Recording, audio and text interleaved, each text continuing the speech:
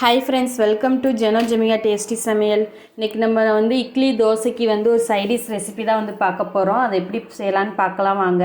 அதுக்கு நம்ம வந்து அடுப்புல குக்கர்ல வந்து ஒரு 2 டேபிள் ஸ்பூன் வந்து எண்ணெய் ஆட் பண்ணிக்கோங்க. எண்ணெய் ஹீட் ஆனதுக்கு அப்புறம் இல்ல ஒரு 1/2 டீஸ்பூன் வந்து கடுகு உளுந்த பருப்பு, 1/2 டீஸ்பூன் சீரகம், ஒரு கொத்து கருவேப்பிலை வந்து ஆட் பண்ணிக்கோங்க. அதெல்லாம் நல்லா பொரிஞ்சதுக்கு அப்புறம் 5-6 சின்ன வெங்காயம் ஆட் பண்ணிக்கோங்க. அடுத்து ஒரு பெரிய வெங்காயத்தை வந்து நல்லா பொடி பொடியா கட் பண்ணி அதை இதில் வந்து ஆட் பண்ணிக்கோங்க. வெங்காயம் வந்து ஒரு 2 நிமிஷம் வந்து நல்லா வந்து எண்ணெயிலே வந்து வணக்கி விட்டுக்கோங்க. இது ரொம்ப கோல்டன் ப்ரௌன் வந்து வரணும்னு தேவையில்லை, லைட்டாக கண்ணாடி பதம் வந்து வந்தால் போதும். இப்போ இதில் வந்து நம்ம வந்து ஒரு ஸ்பூன் வந்து கடலப்பருப்பு வந்து ஆட் பண்ணிக்கிறோம். இது நீங்கள் வந்து தாளிக்கிறப்பே வந்து இந்த கடலப்பருப்பை வந்து ஆட் பண்ணிக்கோங்க. நான் வந்து மறந்துட்டேன், அதனால் இப்போ வந்து ஆட் பண்ணியிருக்கேன். கடுகு உளுந்த பருப்பு தாளிக்கும் போதே ஒரு ஸ்பூன் கடலப்பருப்பு வந்து ஆட் பண்ணிக்கோங்க. இப்போ வெங்காயம் வந்து கண்ணாடி பதம் வந்து வர வரைக்கும் வந்து நல்லா வந்து வணக்கி விட்டுக்கோங்க. இதில் வந்து ஒரு 4 பல் பூண்டு வந்து ஆட் பண்ணிக்கலாம்.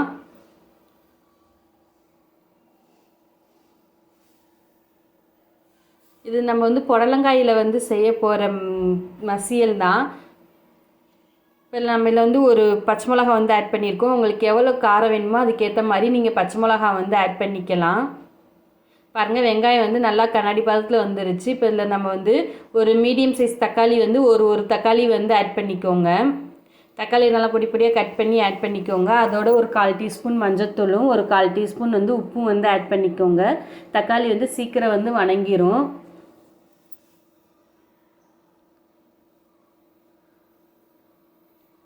வெங்காயம் தக்காளி வந்து நல்லா ஒன்று சேர்ந்து வரணும்.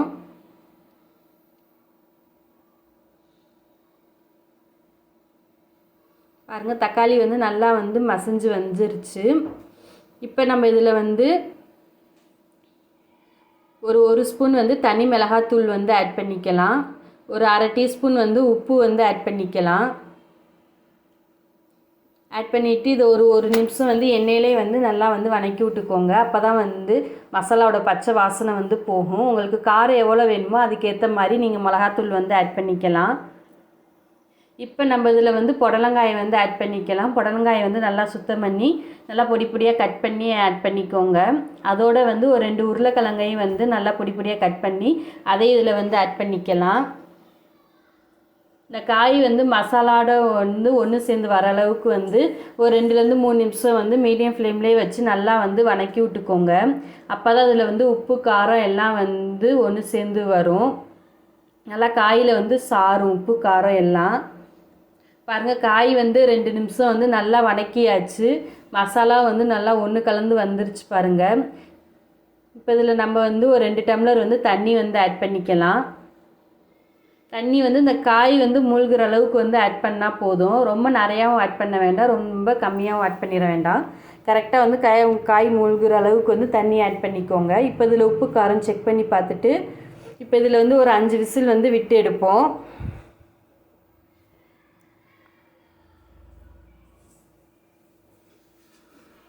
பாருங்கள், இப்போ நம்மளுக்கு வந்து விசில் வந்து வந்துருச்சு. இப்போ நம்ம வந்து அடுப்பை வந்து ஆஃப் பண்ணிடலாம். இப்போ கேஸ் ரிலீஸ் ஆனதுக்கப்புறம் பாருங்கள், கேஸ் ரிலீஸ் ஆகிடுச்சு. காய் வந்து நல்லா வெந்து வந்துருச்சு. ரொம்ப வந்து ரொம்ப வந்து கொலன்னு இல்லை, கரைஞ்சி போகலை, முழுசாகவும் இல்லை. இதை வந்து நான் வந்து இப்போ மத்து வச்சு கடைஞ்சி எடுத்து வச்சுருக்கேன். இந்த மாதிரி கடைஞ்சி எடுத்துக்கோங்க. இப்போ நம்ம இதில் வந்து ஒரு கைப்பிடி வந்து கொத்தமல்லி இலையை வந்து தூவிட்டுக்கோங்க. கொத்தமல்லி இலையை தூவிட்டு உப்பு காரம் எல்லாம் செக் பண்ணிவிட்டு இப்போ நம்ம இதில் வந்து எடுத்து வச்சுக்கலாம்.